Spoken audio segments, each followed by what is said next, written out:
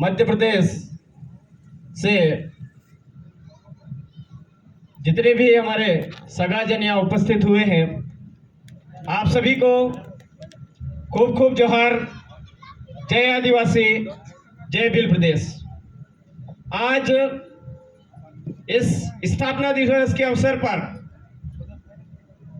अलग अलग वक्ताओं ने अलग अलग बातें और सत्य बातें यहां पर की, पर मेरे साथियों, हमको थोड़ा सा ये सोचना पड़ेगा, समझना पड़ेगा कि दक्षिणी राजस्थान के आदिवासियों से जाकर के मिले तो वहां पर एक ही बात पता चलती है कि वो मजदूरी करने जा रहे हैं, रोजगार के लिए दर दर भटक रहे हैं, और आज यहां तो कल कहां पोटले उठा करके घूम रहे हैं। कई जगह तो ऐसी स्थितियां बन रही है कि जो ना चाहते हुए भी मजदूरी करनी पड़ रही है। जैसे लाइटें उठाने की बात बार बार कहता रहता हूं मैं, ऐसी मजदूरी, बाजरे उठाने वाली मजदूरी जो आदिवासी नहीं चाहता है फिर भी उसकी मजबूरी है, उसको करनी पड़ती है। ऐसी दिक्कत खड़ी हो जाती है। गुजरात के अंदर आकर के बात करते हैं, देखते हैं, समझते हैं, तो गुजरात के आदिवासियों की भी यही हालत है।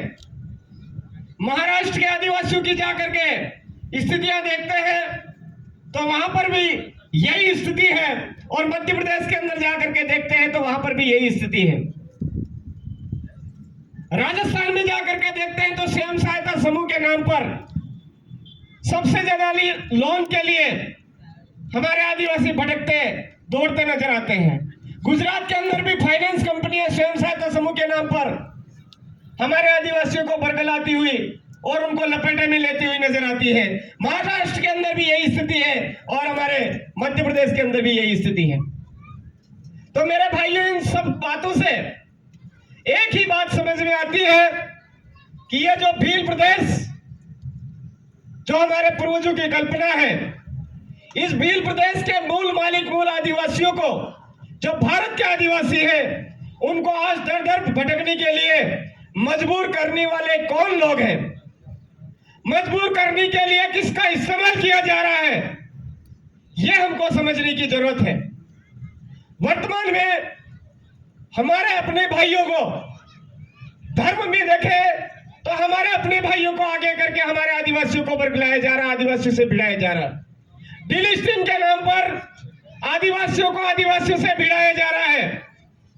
राजनीति के नाम पर आदिवासियों को आदिवासियों से भिड़ाया जा रहा है, और जब लोन उगाई की बात आती है उस टाइम में भी आदिवासियों को आदिवासियों से भिड़ाया जा रहा है। तो मेरे साथियों, हमको हमारे पूर्वजों की जो बात है उसको समझने की जरूरत है। आज हम इतने पढ़े लिखे हैं, जानकार हैं, इतना संविधान की मान्यता दी हुई है, संविधान में हमारे अधिकार दिए हुए हैं, उसके बावजूद भी आज की कंडीशन ये है, तो क्या हमारे पूर्वजों को कितनी बीती होगी? हमारी इन सब स्थिति परिस्थितियों से निपटने के लिए हमको एक ही माध्यम नजर आता है, वो राजनीतिक माध्यम। तो मैं आपसे पूछना चाहूंगा कि जब 1874 के अंदर हमारे बाप दादा लड़े, उस टाइम में कौन सी राजनीतिक पार्टी का सहारा लिया था? भारत शासन अधिनियम 1919 में जो हमारे आदिवासियों के हक अधिकार दिलाए, उस टाइम में हमारे कौन सी पार्टियों के बैनर तले हमारे बाप दादा लड़ाई लड़े थे?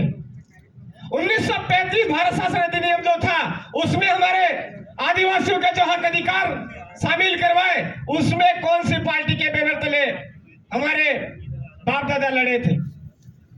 साथियों, इन सब में एक ही चीज हमको सामने दिखती है, वो है सामाजिक क्रांति। कहीं पर भी हमारे बाप दादाओं ने राजनीतिक पार्टियों का सहारा नहीं लिया और हमारे इस पूरे भील प्रदेश को आजाद रखा। मुगलों से टकराए तो भारत के मूल मालिक जीते, अंग्रेजों से टकराए तो भारत के मूल मालिक जीते, और जब राजा रजवाड़ों की बात आई तो उनसे टकराए तो भी हमारे इस भारत देश के भील आदिवासी जीते। लेकिन आज की तारीख में भील आदिवासियों को जीतने में सबसे ज्यादा दिक्कत आ रही है, वो राजनीतिक पार्टियों की वजह से आ रही है। तो मेरे भाइयों, मेरे साथियों, हम सबको यह समझने की जरूरत है कि धर्म के नाम पर आदिवासियों को बांटा जा रहा है, पार्टियों के नाम पर हमारे आदिवासियों को बांटा जा रहा है, क्षेत्र के नाम पर हमारे आदिवासियों को बांटा जा रहा है, और हमारे संगठन के नाम पर आदिवासियों को बांटा जा रहा है। इन सब का एक ही उपाय है, इन सारी समस्याओं का एक ही उपाय है, वो है सामाजिक क्रांति का बढ़ोतरी, सामाजिक क्रांति को गति देने, सामाजिक विचारधारा को गति देने की जरूरत है। आज जो दाहोद से जो सामाजिक क्रांति उठी, डूंगरपुर में गई, डूंगरपुर से भयंकर रूप लिया, प्रतापगढ़ में गई, प्रतापगढ़ से भयंकर रूप लिया, आज उदयपुर पहुंच गई, लेकिन यहाँ का स्तर कमजोर होता जा रहा है। ये हमारे लिए थोड़ी सोचने का विषय है। हमको फिर से आज यह दाहोद से जो ज्वाला उठी थी, उसमें फिर से थोड़ा सा फूंक मार करके जलाने की जरूरत है, और गांव-गांव, ढाणी-ढाणी पहुंच करके हमारे जो पॉकेट मीटिंग थी, हमारे संवैधानिक अधिकार थे, आम जन को बताने की जरूरत है, आम आदिवासी को बताने की जरूरत है। आर्टिकल 13(3) ग्राम, जो हमारी ग्राम सभा है, रूढ़िवादी ग्राम सभा, उसका महत्व बताने की जरूरत है। जो पैसा एक्ट है वो असंवैधानिक है हमारे एरिया में, ये बताने की जरूरत है। पैसा एक्ट के जो प्रावधान है वो असंवैधानिक है, वो बताने की जरूरत है। हमारे एरिया में आर्टिकल 243 जेड-सी के तहत नगर पालिका, नगर निगम का गठन किया जा रहा है, वो संवैधानिक रूप से असंवैधानिक है, वो भी हमको बताने की जरूरत है।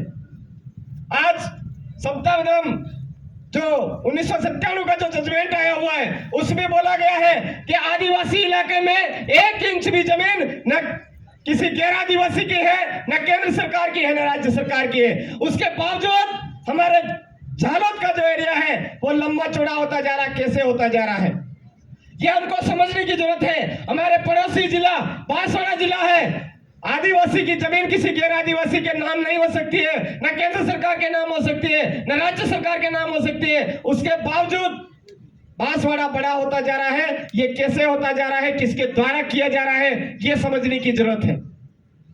इन सारी स्थितियों को समझने के बाद हमको पता चलता है कि शेड्यूल एरिया में हमारी जितने भी नियम, कानून, कायदे, एक्ट बना रहे जा रहे हैं, वो टीएससी के माध्यम से बनाए जा रहे हैं। तो मैं आपसे कहना चाहूंगा कि गुजरात के अंदर हमारी जो ट्राइबल एडवाइजरी काउंसिल है, उसमें हमारे अधिकतम साथियों को भेजने के लिए जो दिसंबर 2022 में जो चुनाव आ रहे हैं, उसकी तैयारी जी जान से लगा दे। यहाँ पर पहले से सारी चीजें बनी बनाई है, बस हमको डिलिस्टिंग वाला जो मैटर है उसको समझने की जरूरत है।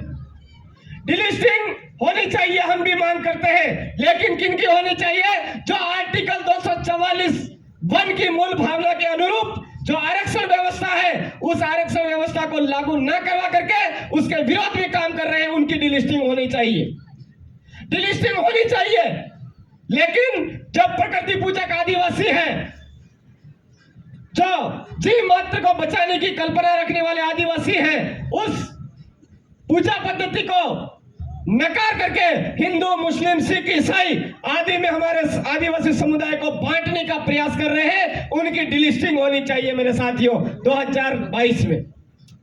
यह बात हमको समझने की जरूरत है। हमारे आदिवासी इलाके में हमारे महुए का जो अर्क है, उसको बचाने की बजाय अंग्रेजी शराब जो टॉयलेट टट्टी पेशाब का बनता है, उसको बढ़ाने का प्रयास कर रहे हैं। उनकी डिलिस्टिंग होनी चाहिए मेरे साथियों, ये हमको समझने की जरूरत है। आदिवासी इलाके में आदिवासी की जमीन गैर आदिवासियों के नाम नहीं हो सकती है, उसके बावजूद भी कन्वर्जन का तरीका लगवा करके आदिवासियों का जल जंगल जमीन गैर आदिवासियों के नाम पर लुटवाने का प्रयास कर रहे हैं। उनकी डिलिस्टिंग होनी जरूरी है मेरे साथियों। इसी संदेश के साथ में आप सभी ने इस आदिवासी परिवार स्थापना दिवस कार्यक्रम में भाग लिया, इसके लिए आप सबका खूब खूब जोहार, हार्दिक आभार। जय जोहार, जय आदिवासी, जय भील प्रदेश, आप सबकी जय। बहुत बहुत धन्यवाद।